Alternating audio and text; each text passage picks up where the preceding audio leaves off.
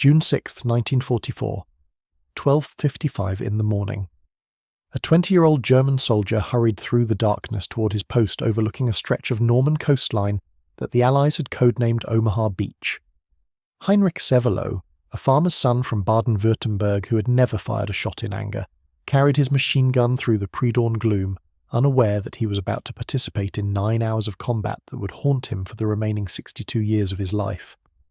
In front of him, tossed around in the English Channel's rough waters, more than 34,000 American troops waited in their landing craft for first light. For many of these young men, this day would be both the longest and the shortest of their lives. For Heinrich Severloh, it would be the day he became known as the Beast of Omaha. The voice that had woken him just minutes earlier belonged to Lieutenant Bernhard Fröking, his commanding officer, and the man he would serve beside throughout this fateful day. "Hein, it's starting," Fröking had said, and those 3 words were all that was needed. Everyone from the 352nd Infantry Division had been expecting something to happen for weeks. They knew how to respond. Field Marshal Rommel had been clear in his instructions. When the inevitable invasion occurred, the enemy had to be repulsed within 24 hours or the war would be lost. But at this precise moment, Rommel was on the other side of Normandy celebrating his wife's birthday, and Adolf Hitler was enjoying a night's sleep that nobody dared to disturb. To understand what happened on Omaha Beach that morning, you must first understand the defensive position that Heinrich Severloh and his comrades occupied. Widerstands Nest 62, Resistance Nest 62, WN 62 for short, was the strongest of 15 strongpoints overlooking what would become known as Omaha Beach. These fortifications stretched from WN 60 above the Cabot Draw near the cliffs at the eastern end to WN 74, 4.5 miles to the west, just beyond the small coastal village of Vierville. WN 62 was approximately 325 metres square and was located on the northern slope of the bluffs, giving it an excellent field of fire down onto the beach below. The position contained emplacements for 2 75mm cannons, 2 50mm anti-tank guns, 2 50mm mortars, and several machine guns, including an MG-34 on an anti-aircraft mount and 2 pre-war water-cooled Polish pieces. Not all of these guns were operational on June 6th. The site, like many others along Hitler's Atlantic Wall, was a work in progress, constantly being improved and reinforced. The whole area was encircled by barbed wire and protected by minefields. In addition, there was a water-filled anti-tank ditch to impede any invaders' progress off the beach. WN 62 was also located beside the Colville-sur-Mer Draw, which the Allies had codenamed Exit E3, one of the main exits they had selected from the beach. It was inevitable that many assault platoons would be given orders to land in that spot to facilitate their penetration inland. This meant that Severloh's position would be directly in the path of thousands of American soldiers. His MG-42 machine gun, capable of firing 200 rounds per minute, was located just 7 meters from the entrance to the observation post manned by Lieutenant Fröking. Severloh's job was twofold: repel any invaders attempting to cross the beach and protect his officer, enabling him to carry out his crucial role of coordinating fire on the targets he identified with a telescope through the slit in his bunker. Lieutenant Fröking's observations were vital to the German defence. The information he gathered was sent to the communications bunker equipped with a transceiver several meters up the slope.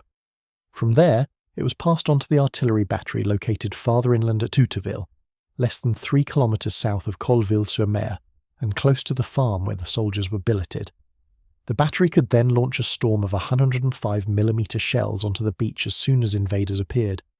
The coordinates had already been provisionally agreed upon, and there had been practice shoots with dummy shells to avoid damaging the beach obstacles that had been carefully placed along the shoreline to rip the hulls out of any landing craft that made it to the beach. Rommel had done his best to ensure all angles were covered.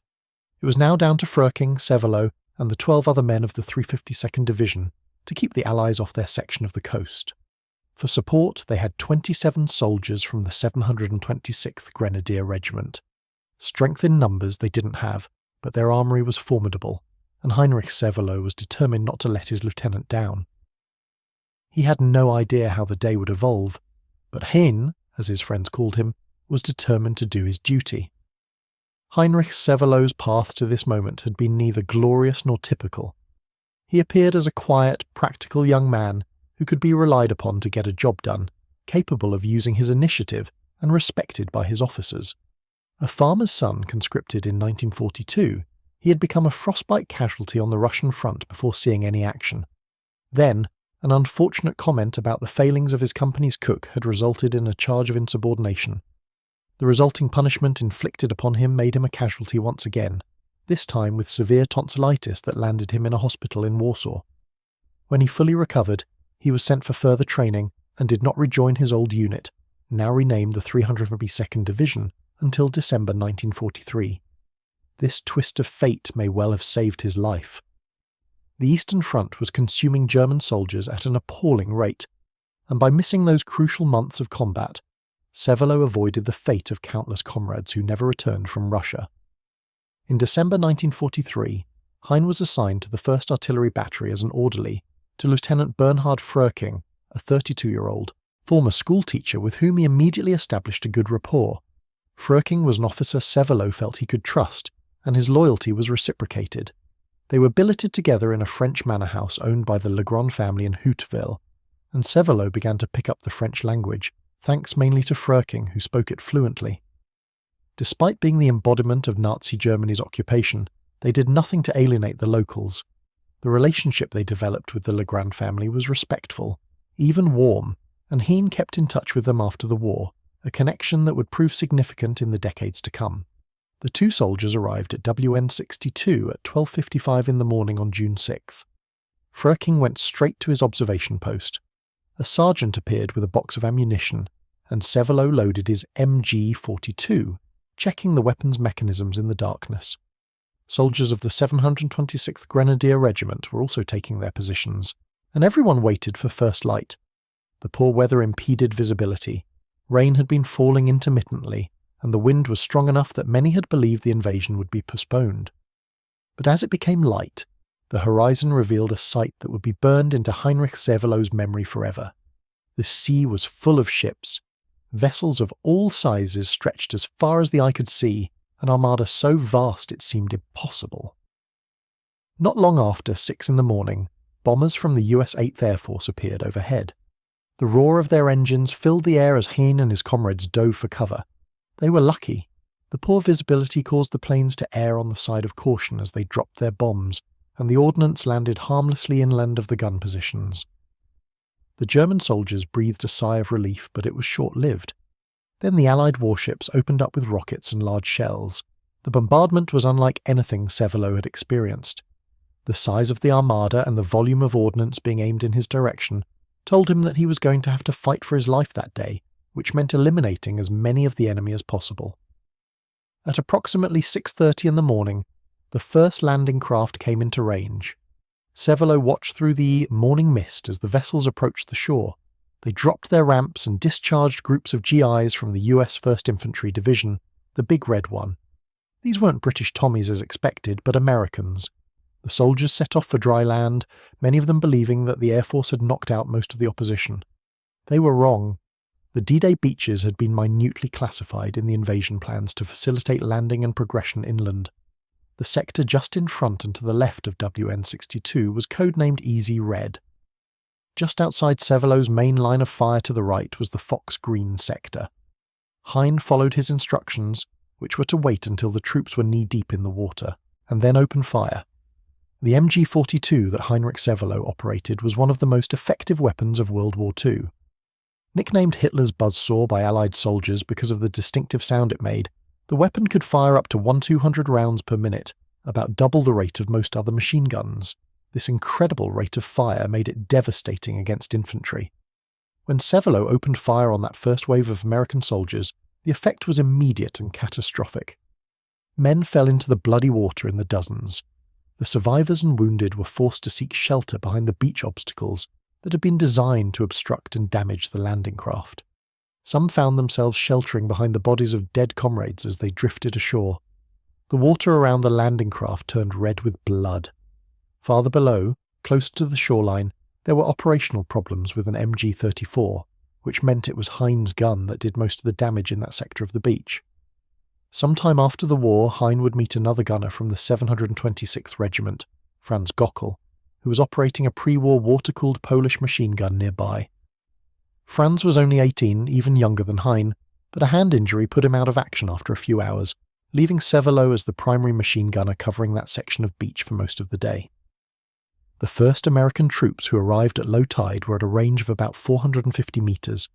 As the tide rose throughout the morning, subsequent waves came progressively closer, making them easier to hit. Each dropped ramp revealed approximately 30 potential targets at a time, and an accurate short burst of about 3 seconds was enough to decimate a platoon.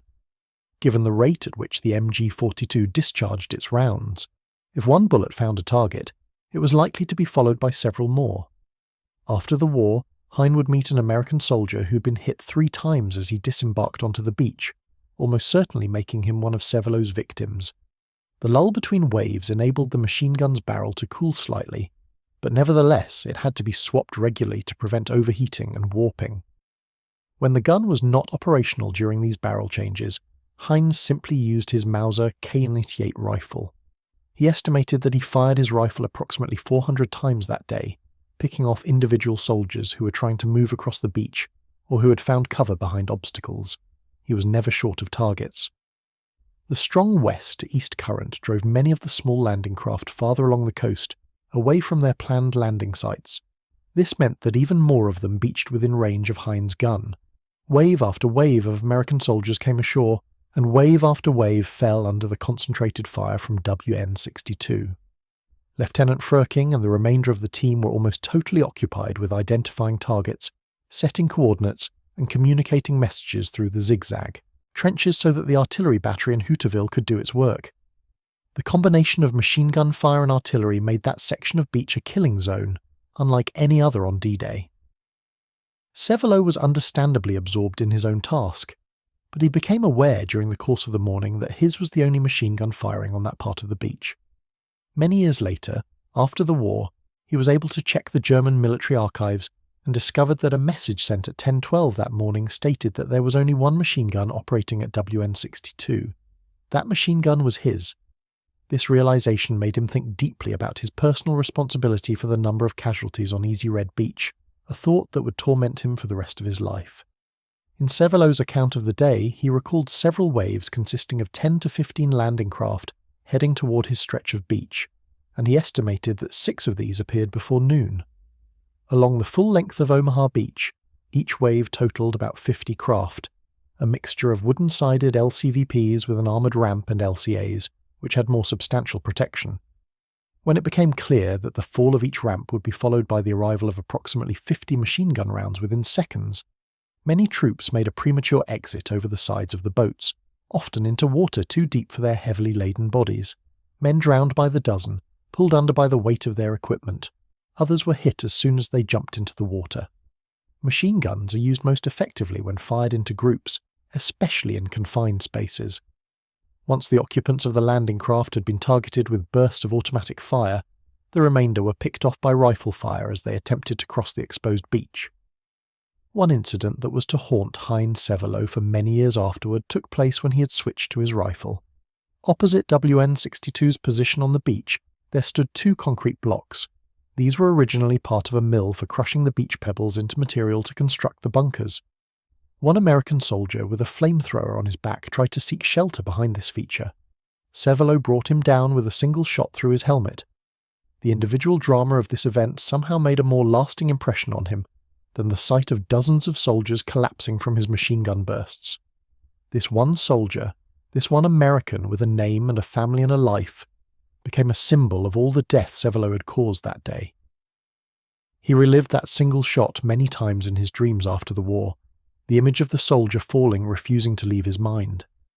As the morning progressed, the situation on the beach became increasingly desperate for the Americans. Bodies piled up at the water's edge. The wounded lay among the dead, crying out for medics who couldn't reach them. The surf ran red with blood. Equipment littered the beach. Burning vehicles sent columns of black smoke into the grey sky. To observers on ships offshore looking through binoculars, it appeared that the assault had failed.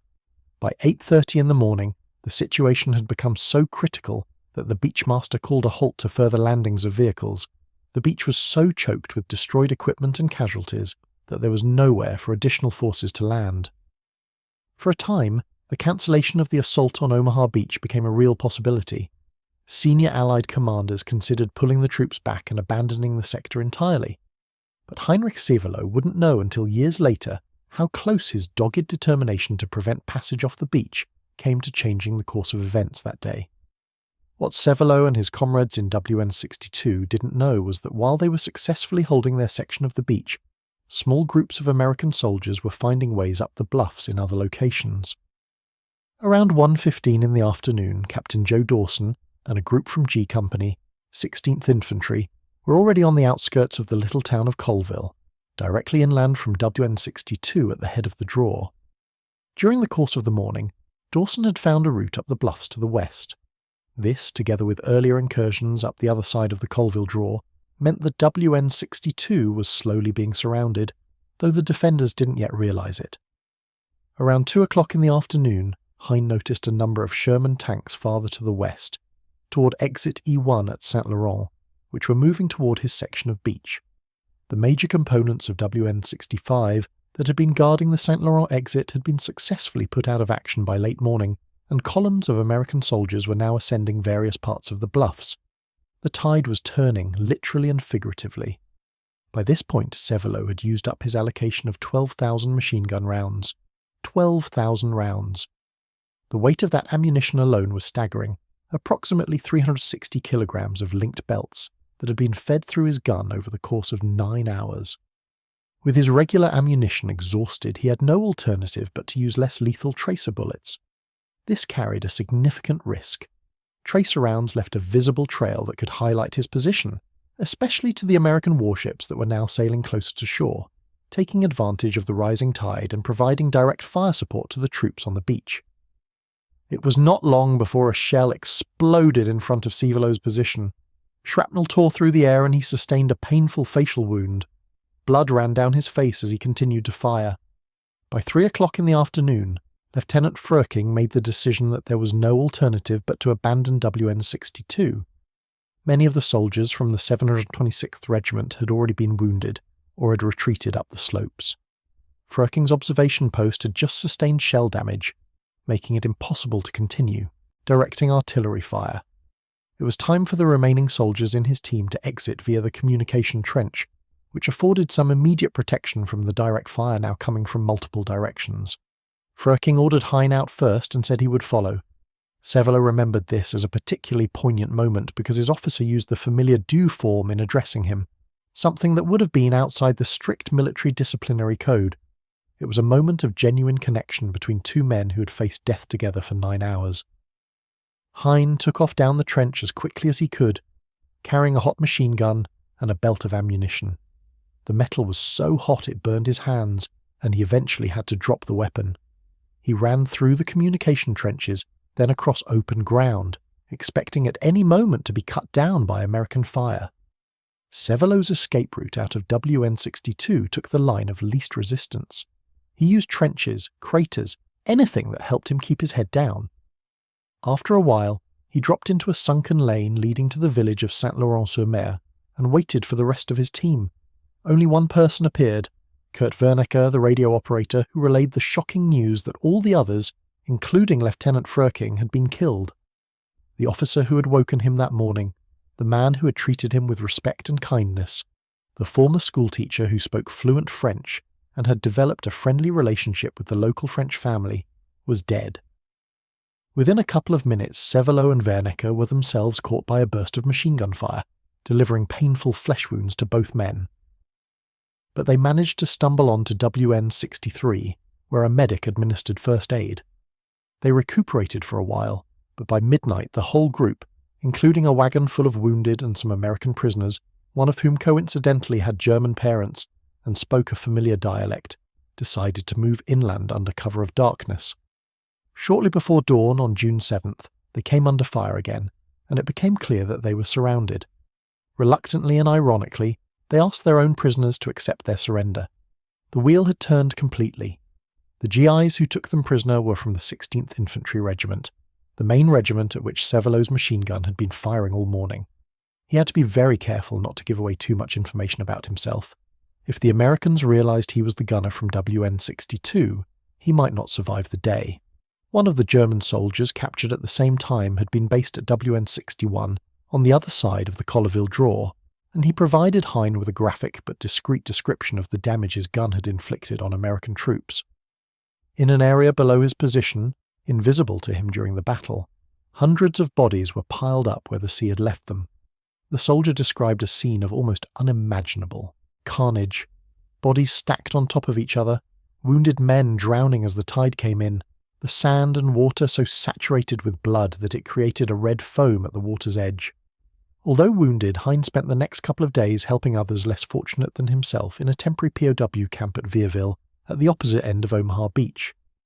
Then he was shipped to England and from there to the United States. Severloh would spend the remainder of the war working in a variety of camps along the East Coast, from Boston down to Florida, mostly helping with harvesting crops, including potatoes and cotton. In his book, written decades later, he recalled another incident that stirred his conscience about events on D-Day. He and a friend discovered an old copy of Star magazine that contained a graphic description of a place he knew all too well. The article stated, men carrying weapons could not get to the beach on Easy Red because the bloody mess floating around was so high that the soldiers couldn't wade through it and kept sliding. Reading those words, Severloh was transported back to that morning, to the sound of his machine gun, to the sight of men falling into the water, to the realization of what he had done.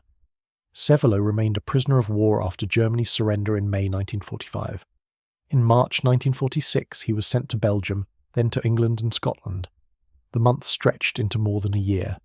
Finally, after his aging father pleaded for help on the farm, writing letters to the British military authorities, explaining that he needed his son to work the land, Hein was released in April 1947.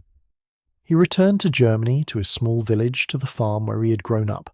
He tried to leave the war behind him, to forget what had happened on that beach in France. But there was no way he could bottle up his experiences forever. Many of them demanded some kind of closure, however difficult that was going to be. First, he had to contact Lieutenant Fröking's family. His parents managed to set up a visit from Fröking's mother just 2 weeks after his arrival home. Fröking was still listed as missing in action, but Hein was able to confirm his fate as reported to him by Kurt Wernicke. The lieutenant had been killed during the retreat from WN62. Delivering this news to Fröking's mother was one of the most difficult conversations of Severloh's life.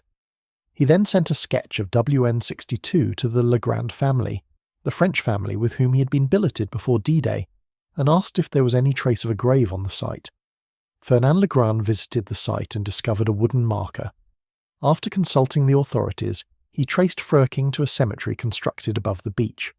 A number of temporary cemeteries were created in the area after the invasion, frequently containing both American and German dead. Eventually, the majority of German remains were transferred to a cemetery at Le Camp, just a few miles due south of Omaha Beach, in the late 1950s. This became Lieutenant Bernhard Fröking's final resting place.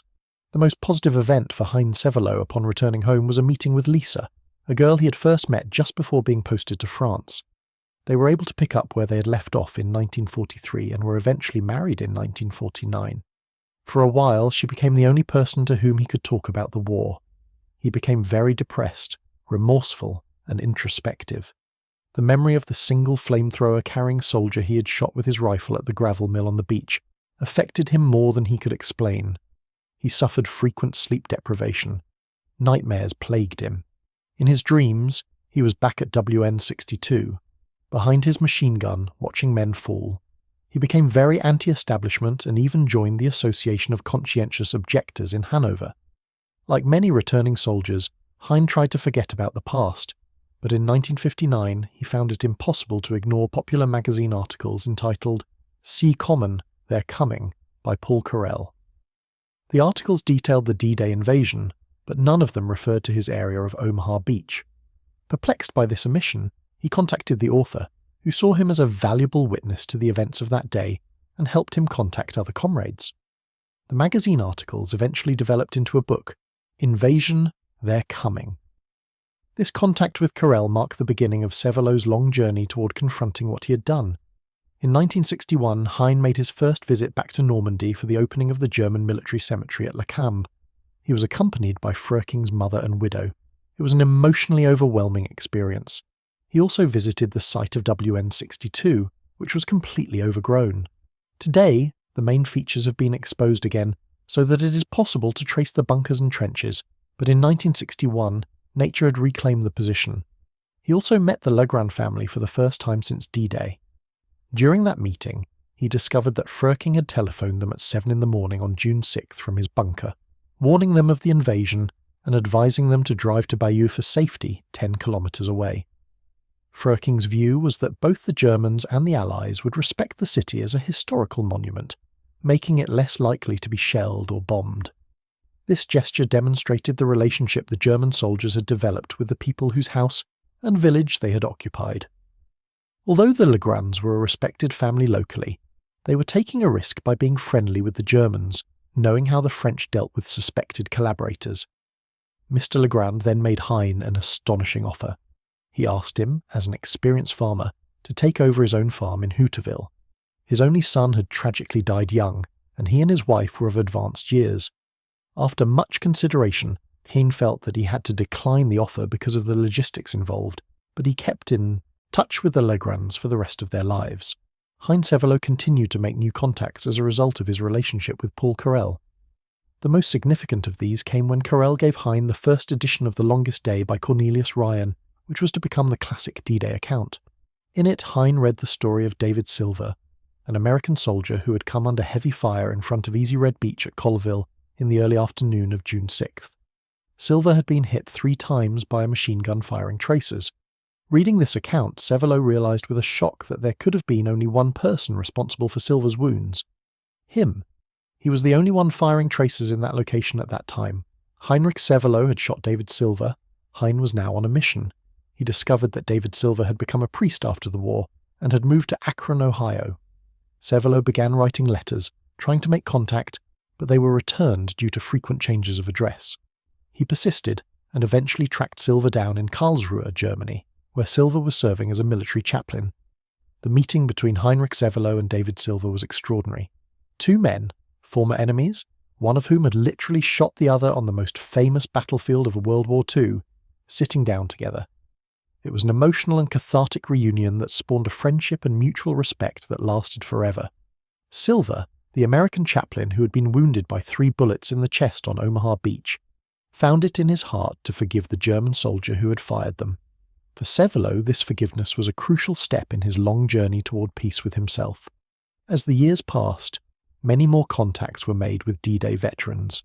In 1984, Hein received a call from Franz Gockel, the 18-year-old soldier of the 726th Grenadier Regiment, who had been firing from a position just below him at WN 62. Gockel had arranged a reunion with men from WN 60, 61, 62, and 63, and invited Severloh along. This helped to fill in many of the gaps in his knowledge of what took place on June 6, 1944, and helped Hein come to terms with the trauma he had faced.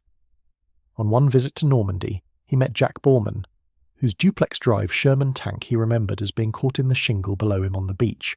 It was Borman's tank that had taken out one of the 75mm artillery pieces at WN 62. Jack expressed remorse for the casualties he had caused, which was a further reminder to Hein that war affects soldiers on both sides in similar ways. The moral weight of killing, regardless of which uniform you wear, is a burden that soldiers carry long after the guns fall silent. From as early as 1960, when Paul Carrel's book was first published, Hein received attention from various quarters, especially authors and journalists. But perhaps the most bizarre encounter occurred in 1984 when an English reenactment group invited him to the United Kingdom. It called itself the Association for the Rehabilitation of the Honour of the German Wehrmacht Soldiers. Its members wore uniforms very precisely decorated with medals and insignia, and observed very accurately the military procedures with which Hein was all too familiar. They went as far as presenting him with a medal similar to a Purple Heart, to which he was entitled by virtue of the wounds he sustained on D-Day. He politely accepted and took his leave, totally bewildered and wondering why anyone would want to play act events that had brought so much misery to him and so many others. The romanticization of war was something Severloh could never understand. There were other authors who, in his opinion, sought to sensationalize him and failed to stress the anti-war message that he was trying to convey. He also received offers to appear in numerous documentaries and requests for interviews with French and German magazines. Despite his best attempts to maintain control over his story, he found journalists all too ready to put words into his mouth and ask leading questions designed to create sensational headlines. At the end of one interview following the 40th anniversary of D-Day in 1984 with the American ABC network, he was persistently asked on camera how many men he had killed. As he declined to reply, a figure of 1,000 was suggested to him. Possibly to end the interview and unburden himself, he conceded it was likely, and that it may have been twice that figure. This admission gave him a degree of relief, but it also brought notoriety that attracted even more attention from journalists, authors, and filmmakers. The title Beast of Omaha began to appear in articles and books. Some portrayed him as a monster, others as a soldier who had simply done his duty. Neither characterization captured the complexity of who Heinrich Severloh actually was. In 1999, he was contacted by a leading D-Day author, Helmut Conrad Baron von Kjösken, who quickly realized the crucial role that Hein had played on that day, and offered to help him write his own personal account. Thus began a friendship that allowed Hein to unburden himself 55 years after D-Day of the traumas he had endured. This friendship finally gave birth to the book WN62, which told the full story in Severloh's own words. The book was published in 2000 in German, with an expanded edition in 2002 and an English translation in 2011. Not surprisingly, this created further interest from journalists and filmmakers, but it was an invitation to appear in a documentary in 2003 that brought everything full circle for Heinrich Severloh. Hein was taken to the beach below WN62 and asked to start walking toward another man farther along the shoreline. As they got closer, he realized with a shock that it was David Silver, the American chaplain who had taken 3 bullets from his gun on D-Day, the man Severloh had tracked down after discovering his account in The Longest Day. It was 39 years since their first reunion, and the years had been kind to neither man. Hein and David spent 4 emotionally charged days together filming, reliving the events that had brought them together, and catching up on all that had happened since. They walked the beach together, stood at WN62 together, and tried to make sense of what had happened on that terrible day 6 decades earlier. A visit to the American cemetery near WN62 made particular demands on their emotional reserves. Walking among the white crosses, each one representing a young American life cut short, Severloh was overwhelmed. How many of these men had fallen to his gun? The question was unanswerable, but it hung in the air nevertheless. Both men decided that this would be their last trip to Normandy, which indirectly guaranteed that they would never meet again in this life.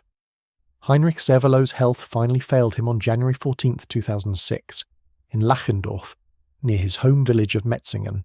He was 82 years old. David Silver lived until 2010. The question that has fascinated historians, journalists and the public for decades is this: how many American soldiers did Heinrich Severloh kill or wound on D-Day? Severloh himself claimed to have fired approximately 13,500 rounds from his MG-42 machine gun, along with a further 400 rounds from his Mauser K98 rifle during the D-Day landings at Omaha Beach. Based on an average weight of 30 grams per linked MG-42 round and 27 grams per rifle round, the total quantity of ammunition would have weighed over 415 kilograms. In interviews, he stated, it was definitely at least 1,000 men, most likely more than 2,000. But I do not know how many men I shot. It was awful. Thinking about it makes me want to throw up. These figures, while appearing across several accounts, are based solely on Severloh's personal memory, expressed over half a century after the event. Historians remain sceptical of these numbers. They point out that his claims imply a rate of fire and hit ratio that experts consider implausible, even for a skilled machine gunner with an MG-42. To understand Severloh's role in the casualty figures from Omaha Beach, it is important to look at the total defensive picture. In his comprehensive account Omaha Beach, published in 2004, historian Joe Balkowski estimates the total US casualties, killed, wounded and missing, on D-Day at around 4,700 men across the entire 6-kilometre length of the beach. The beach was protected by 15 Widerstandsnest bunkers, as well as large-caliber guns located farther inland. Severloh himself stated that there were 85 machine guns positioned along the beach, although not all of them were operational on June 6th. In addition to German weaponry, natural factors caused significant loss of life. The waters of the English Channel claimed many crew members of the duplex drive Sherman tanks that launched unsuccessfully offshore, and there were the infantrymen who jumped off landing craft into deep water before the ramps went, down to avoid exposure to heavy fire causing them to drown under the weight of their equipment. Omaha Beach stretches more than 6 kilometers. The 29th Infantry Division landed in the western half, although weather and currents carried some of their 116th Infantry boats down to Easy Red. The 29th suffered about 1,350 casualties. The 1st Division, which landed in the eastern half stretching from a point west of WN 65 to below WN 60, suffered only 70 fewer casualties, approximately 1,280 men. The remaining units who landed along the full length of the beach, chiefly engineers and supporting units, completed the casualty list. After studying the casualty figures, it becomes clear that only a limited proportion of the total casualties could have arrived in a location that brought them within Severloh's field of fire. The sector of beach he could actually observe and engage was perhaps 400 to 500 metres of frontage at most. This represented only a fraction of the entire Omaha Beach landing area. Moreover, those who did come within his sights could also have become victims of artillery shells, mortar bombs, and the fire from other machine guns, rifles, and weapons that were also aimed in their direction. The coordination between Severloh's position and the artillery battery at Hootville meant that many casualties were caused by 105mm shells, directed by Lieutenant Fröking's observations, not by Severloh's gun. Historians today generally believe that while Severloh was undoubtedly responsible for a significant number of casualties, the figures of 1,000 to 2,000 that he later cited are almost certainly exaggerated. A more realistic estimate might be several hundred killed and wounded, which is still a horrifying number, but more consistent with the tactical situation and the limitations of a single machine gun position. It nonetheless seems reasonable to state that, without the intervention of Private Heinrich Severloh, the US Army would have suffered significantly fewer casualties in that sector of Omaha Beach. The publicity that Severloh attracted in later life, which bestowed upon him the title the Beast of Omaha, was largely of his own making. He could have returned home after the war, continued where he left off in his local farming community, and kept his thoughts to himself. Many German veterans did exactly that, taking their experiences to the grave without ever speaking publicly about what they had done or witnessed. But Severloh's curiosity and his conscience got the better of him, and took him down a path that brought him face to face, again and again, with the most shocking and terrible day of his life. From his writings and the many interviews that can now be retrieved from archives and the internet, there is no evidence of him trying to glorify what took place on June 6, 1944. He does not appear to cast himself as a victim of the war or to ask for sympathy. On the contrary, he spent decades grappling with the moral weight of his actions. In exposing his role and accepting responsibility, he took many risks. During his regular visits to Normandy, he could have encountered American veterans or family members who still sought revenge. There were incidents where he was confronted with anger and hostility. Some American veterans refused to shake his hand. Others called him a murderer to his face. But there were also moments of grace, like his friendship with David Silver, that demonstrated the possibility of reconciliation even after the most terrible acts of war. What makes Heinrich Severloh's story so compelling is not just the scale of death he caused, but his lifelong attempt to reckon with it. He refused to hide behind the defense of following orders or the justification that he was simply a soldier doing his duty. He acknowledged that he had killed, that he had caused immense suffering, and that this could not be undone or excused. At the same time, he tried to contextualize his actions within the larger tragedy of war itself. In one interview, Severloh said, "I was not a Nazi. I was not fighting for Hitler's ideology. I was a 20-year-old boy who had been drafted into the army and placed in a position where I had to fight or be killed myself. But that does not change what I did. It does not bring back the men who died. Nothing can change that." This honesty, this refusal to offer easy answers or comfortable narratives, is what distinguished Severloh from many other veterans who chose silence or self-justification. The story of WN62 and Heinrich Severloh also illuminates the larger strategic picture of D-Day. The German defenders of the Atlantic Wall were vastly outnumbered and outgunned. They knew that once the Allies established a foothold, the war was effectively lost. Their only chance was to throw the invaders back into the sea within the first 24 hours, exactly as Rommel had predicted. For a time, at Omaha Beach, it seemed that this might actually happen. The combination of German defensive positions, rough seas, poor visibility that caused the air bombardment to miss its targets, and sheer bad luck for the attackers created the conditions for a potential disaster. At 8:30 in the morning, as bodies piled up on the beach and wounded men drowned in the rising tide, senior Allied commanders genuinely considered abandoning the Omaha sector. If that had happened, if the Americans had been forced to withdraw from Omaha Beach, the entire Normandy invasion could have been jeopardized. The psychological impact alone would have been devastating, but the invasion succeeded despite the terrible casualties because of the determination and courage of individual soldiers who found ways off the beach. Small unit leaders like Captain Joe Dawson, who led his men up the bluffs west of Colville, engineers who cleared paths through the obstacles under fire, soldiers who simply refused to stay pinned down on the beach and began moving inland, even without orders. By mid-afternoon on June 6th, the German defensive line had been broken. WN-62, which had held out longer than most positions, was finally abandoned at 3 in the afternoon. By nightfall, the Americans had penetrated several kilometers inland. The Atlantic Wall had been breached. Within a week, over 300,000 Allied troops and 50,000 vehicles had come ashore. The liberation of Western Europe had begun. From the German perspective, June 6, 1944 marked the beginning of the end. The Luftwaffe had been swept from the skies. The German Navy was nowhere to be seen. The vaunted Atlantic Wall had been overcome in a single day. The soldiers who had fought so desperately to hold the beaches watched as an endless stream of Allied men and material poured into France.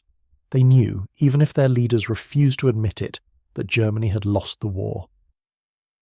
For Heinrich Severloh, the personal cost of that day would extend across 6 decades. The physical wounds healed relatively quickly. The facial wound from shrapnel left a small scar. The flesh wound sustained during his escape caused pain for a few months but eventually healed. The psychological wounds never healed. For 62 years, from June 6, 1944 until his death on January 14, 2006, Severloh lived with the knowledge of what he had done. The nightmares never completely stopped. Certain sounds, the roar of engines, the chatter of automatic weapons in films would transport him back to UN-62. He would see the landing craft approaching through the mist, hear the ramps dropping, watch the soldiers wade into the water, and then he would open fire and they would fall. In his later years, Severloh became an advocate for peace and reconciliation. He spoke at schools, warning young people about the realities of war, the psychological cost of killing, the way violence scars everyone it touches. He emphasized that there are no real winners in war, only survivors who must live with what they have done. He argued that the glorification of warfare in films and video games was obscene, that it bore no resemblance to the reality of watching human beings die by your hand. Some people criticized him for speaking out. They accused him of seeking attention or trying to absolve himself of guilt. Some called him a war criminal who should have been prosecuted rather than celebrated as a media figure. Others defended him, arguing that he was simply a soldier who had been placed in an impossible situation and had tried, in the decades after, to come to terms with it in the most honest way possible. The title Beast of Omaha is itself revealing. It dehumanizes Severloh, turning him into a monster rather than a man. But the truth is more complicated and more disturbing. Heinrich Severloh was not a beast. He was an ordinary young man, a farmer's son with no particular military skills, no burning hatred of Americans, no desire for glory. He was conscripted, trained, and placed behind a machine gun on a beach in France. When thousands of enemy soldiers came ashore, he did what he had been trained to do. He fired his weapon. The fact that an ordinary person can be responsible for so much death is, in many ways, more terrifying than the idea of a beast or a monster. It suggests that under certain circumstances any of us might do the same. This is the lesson that Severloh tried to teach in his later years. That war creates situations where ordinary people commit extraordinary acts of violence, that these acts cannot be undone or forgotten, that the only way to prevent them from happening again is to prevent war itself. Whether his message was heard is debatable. Wars have continued. Young men and women continue to be placed in situations where they must kill or be killed. The cycle of violence continues.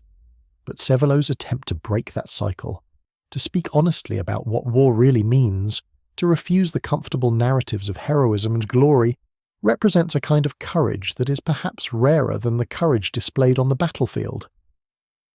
The physical site of Dustin 62 today is a place of pilgrimage for World War II enthusiasts and historians. The bunkers have been partially restored. Information plaques describe the defensive layout and the events of June 6, 1944. Visitors can stand where Severloh stood and look down at the beach where so many men died. Some come to honour the American soldiers who gave their lives liberating Europe. Others come to understand the German defensive strategy. Some simply come to try to comprehend how such carnage could have occurred in a single day on a single stretch of beach. The beach itself has returned to its natural state. The obstacles are gone. The bodies, both American and German, have long since been removed to cemeteries. Children play in the sand where men once died. The water that ran red with blood on June 6, 1944 is now just the cold grey water of the English Channel. There is nothing visible to indicate what happened there, except for the memorials and museums that dot the coastline. But for those who know the history, the beach will never be just a beach. It is sacred ground, consecrated by the blood of thousands of young men who died in the first hours of D-Day. The American cemetery at Colville-sur-Mer, which overlooks Omaha Beach, contains the graves of 9,188 American military dead, most of whom lost their lives in the D-Day landings and the subsequent operations in Normandy. Row after row of white crosses and stars of David stretch across the perfectly manicured grass. Each marker represents a life cut short, a family left to grieve, a future that never came to pass. Walking through that cemetery, it is impossible not to be moved by the scale of sacrifice. These were not professional soldiers for the most part. They were farm boys and factory workers, students and shop clerks, drafted into service and sent across the ocean to fight in a war that many of them barely understood. The German cemetery at Lacan, where Lieutenant Bernhard Fröking is buried, tells a different story but is no less moving. The cemetery contains the graves of more than 21,000 German soldiers.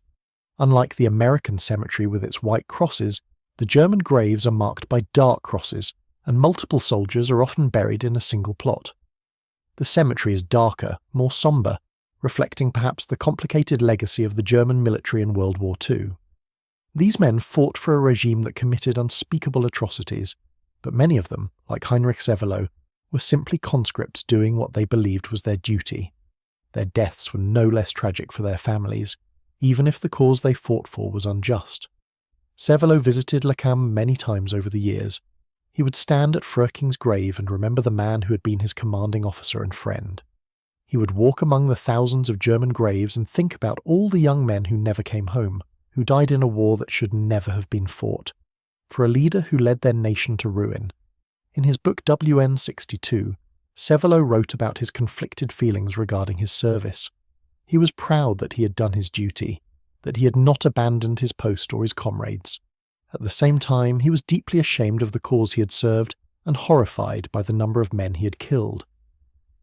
This contradiction, this tension between duty and morality, between pride and shame, defined the rest of his life.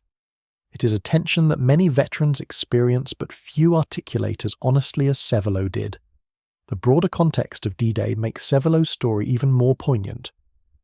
Operation Overlord, the Allied invasion of Normandy, was the largest amphibious military assault in history. It involved over 150,000 troops landing on 5 beaches along a 50-mile stretch of the Normandy coast. The operation required years of planning, the coordination of forces from multiple nations, and logistics on a scale never before attempted. The success of the invasion was crucial to the Allied victory in Europe.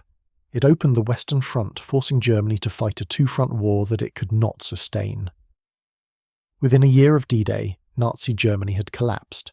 Hitler committed suicide in his bunker. The concentration camps were liberated. The most destructive war in human history came to an end. But that grand strategic narrative often overshadows the individual experiences of the men who fought on those beaches. For them, D-Day was not about grand strategy or the fate of nations. It was about survival. It was about the man next to you who was there 1 second and gone the next. It was about fear so intense you could taste it. It was about the weight of your equipment dragging you under the water. It was about the sound of machine gun fire and the screams of the wounded.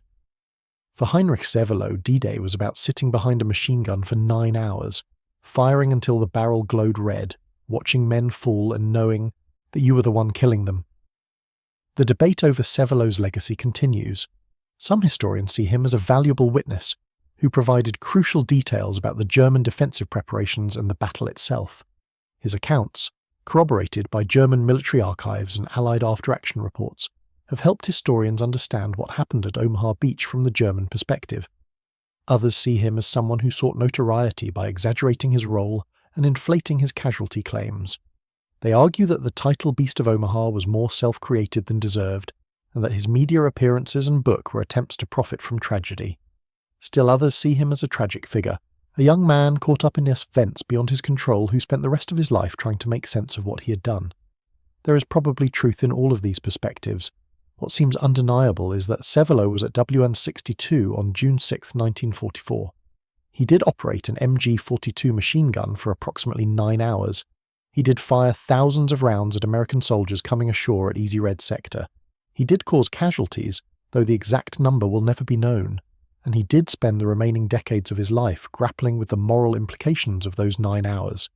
Whether that makes him a beast, a soldier, a victim, or a war criminal depends on your perspective. Perhaps he was all of those things.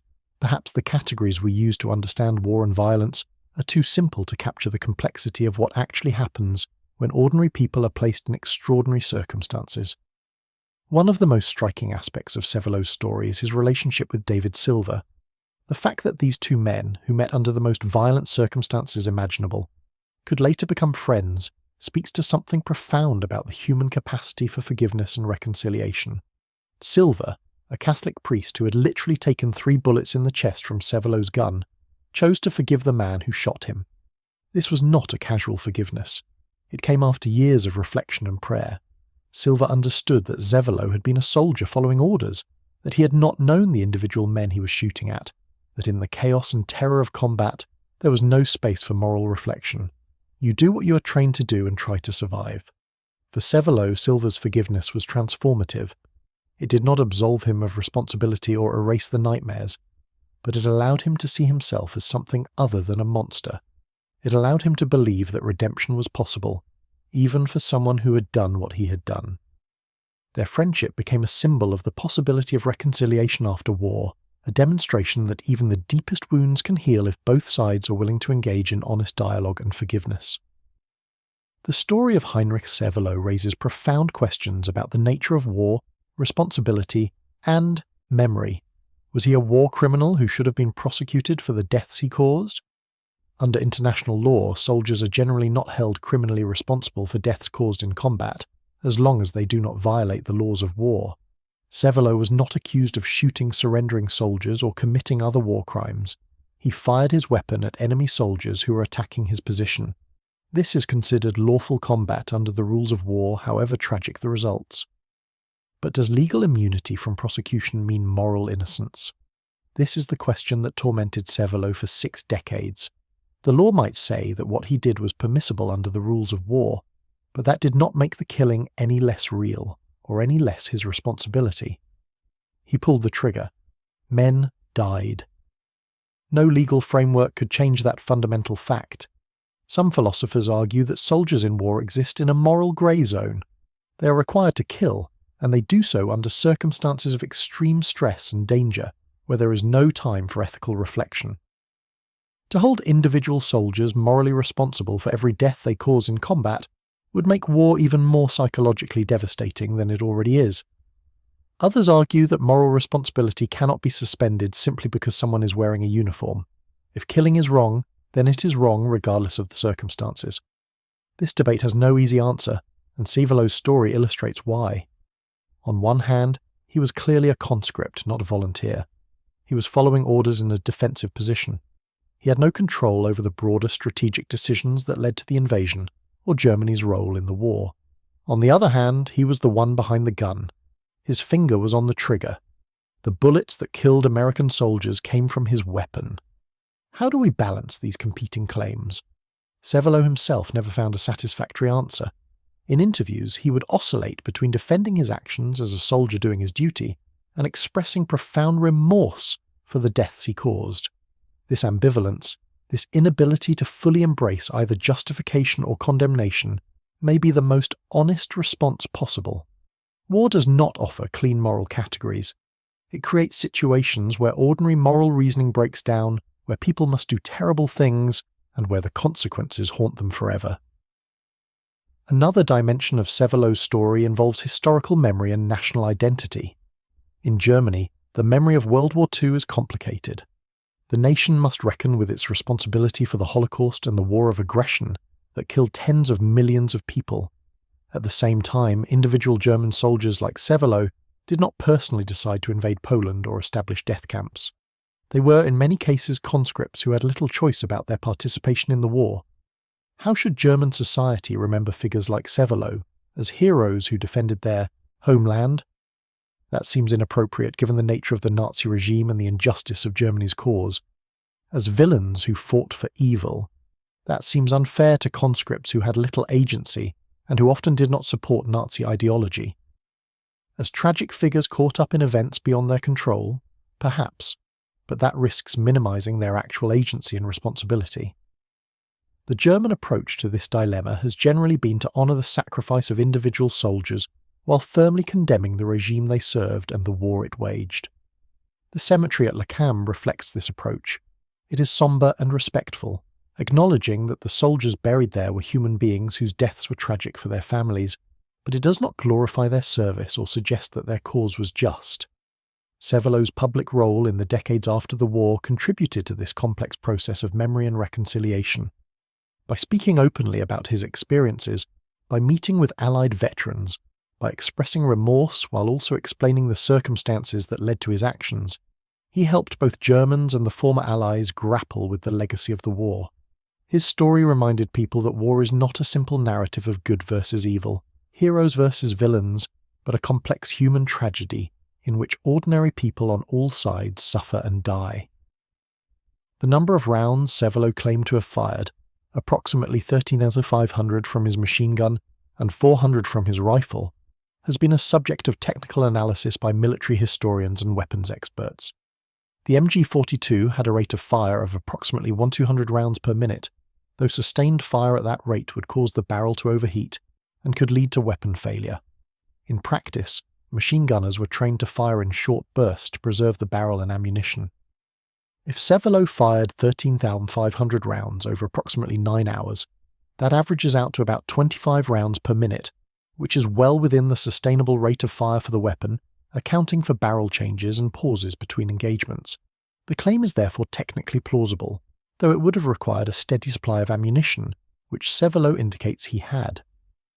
The 12,000 rounds of standard ammunition plus the additional tracer rounds he used later in the day would total approximately the number he claimed to have fired. The question of how many casualties he caused is much more difficult. Even skilled marksmen have relatively low hit rates in combat, typically well below 50%. However, machine guns are area weapons designed to saturate a zone with fire rather than precisely target individuals. When fired at groups of men in the open, as was the case with the landing craft discharging troops, hit rates can be significantly higher. Military analysts have suggested that if Severloh's claimed ammunition expenditure is accurate, and if we assume a conservative hit rate of 10 to 15%, that would result in 1,350 to 2,000 hits. However, not every hit is fatal or even incapacitating. Some rounds might strike equipment, others might cause minor wounds, so the number of actual casualties caused would be lower than the number of hits. A reasonable estimate based on these calculations and historical analysis of similar engagements might be that Severloh caused between 300 and 600 casualties, with perhaps half of those being fatal. This is still a horrifying number, among the highest attributed to any individual soldier in a single engagement during World War II, but significantly lower than the 1,000 to 2,000 figure that became attached to his story. Regardless of the exact number, what is clear is that Severloh's position at WN62, his MG42 machine gun, and his 9 hours of sustained combat made him one of the most effective defenders of Omaha Beach on D-Day. The sector he covered saw some of the highest casualty rates of the entire landing.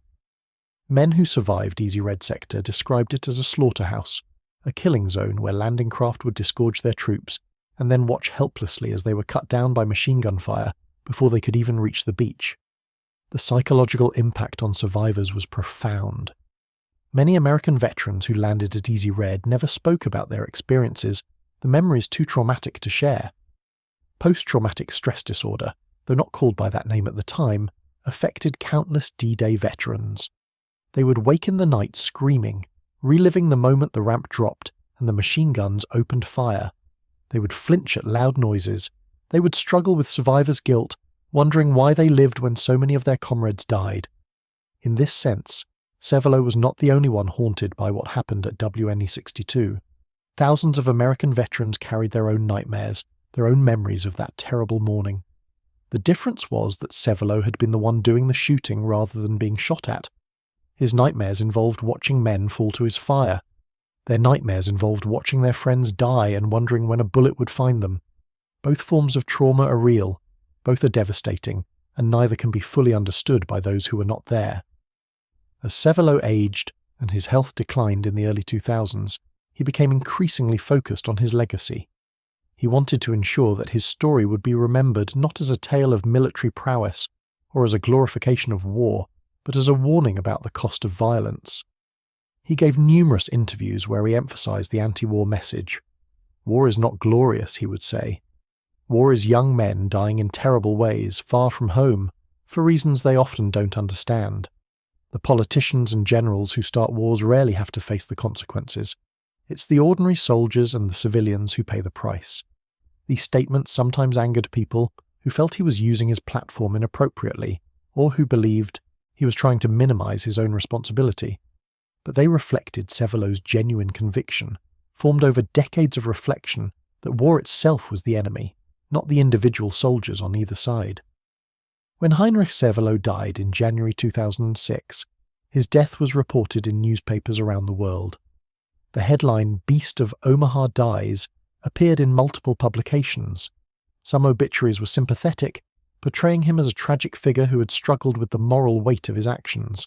Others were more critical, suggesting that he had sought attention and exaggerated his role. The comment sections of online articles revealed the depth of feeling his story provoked. Some readers expressed sympathy and admiration for his honesty. Others called him a murderer who had escaped justice. The debate his life had sparked continued after his death. In the years since Severloh's death, historians have continued to analyse the D-Day landings and the role of individual defensive positions like WN-62. What has become clear is that the success of the invasion was far from guaranteed. If more German positions had been as well sighted and as effectively manned as WN-62, if the Atlantic Wall had been fully completed as Hitler intended, if the weather had been slightly worse, if the Allied deception plan had been less effective, the outcome could have been very different. The margin between success and failure on D-Day was narrower than popular memory often suggests. At Omaha Beach in particular, the landing came perilously close to disaster. For several hours on the morning of June 6th, it appeared that the assault had failed. Only through extraordinary courage, improvisation, and sheer determination did the Americans manage to get off the beach and overcome the German defences. Heinrich Severloh's 9 hours behind his machine gun at WN-62 represented one point of maximum resistance, one place where the German defence worked exactly as planned. If every defensive position along Omaha Beach had been as effective, the invasion would have failed. The fact that it did not fail, that the Allies eventually prevailed, should not obscure how close it was, or how many men died making it happen. Today, the story of Heinrich Severloh and WN-62 is taught in military academies as a case study in defensive tactics. The position's excellent field of fire, its coordination with artillery, its mutually supporting weapons, all represent textbook examples of how to defend a beach against amphibious assault. At the same time, the story is used in ethics courses to explore questions of moral responsibility in war, the tension between duty and conscience, and the long-term psychological costs of combat. Severloh's life after the war, his attempts at reconciliation, his friendships with former enemies, his public acknowledgement of the deaths he caused, all offer a different kind of lesson. They demonstrate that it is possible to face the worst things you have done, to live with unbearable memories, and to try to extract some meaning from tragedy. The beach at Normandy draws millions of visitors each year. They come from around the world to see the place where the liberation of Europe began. They tour the museums, walk the beaches, visit the cemeteries. They try to imagine what it was like on that grey morning in June 1944, when thousands of young men waded ashore into a storm of steel. Most visitors focus on the American experience, the heroism of the soldiers who overcame incredible odds to establish a foothold on the continent. But a complete understanding of D-Day requires also looking at the German side, understanding what the defenders experienced, and grappling with the fact that many of them were young men like Severloh who found themselves in an impossible situation. The story of the German gunner who stopped an entire army is ultimately a story about the human cost of war. It is about a 20-year-old farm boy who spent 9 hours doing something terrible and then spent 62 years trying to come to terms with it. It is about the thousands of American soldiers who died on Omaha Beach, each one a unique individual with a life and a family and dreams that were cut short. It is about the impossibility of reconciling duty with morality when war makes them incompatible. It is about the way violence scars everyone it touches, perpetrator and victim alike. And it is about the fact that war, whatever its political justifications, comes down to individual human beings killing other individual human beings, and that this basic fact cannot be obscured by talk of strategy, tactics, or the greater good.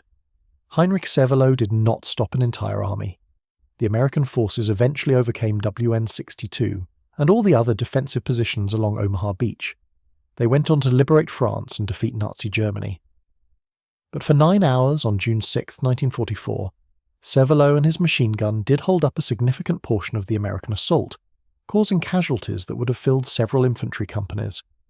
His contribution to the German defense was significant, and his willingness to speak about it after the war was brave in its own way.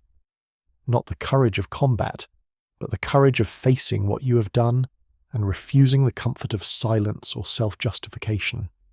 That is the legacy of Heinrich Severloh, the German gunner from WN 62, the young man who became the Beast of Omaha and spent a lifetime trying to become human again.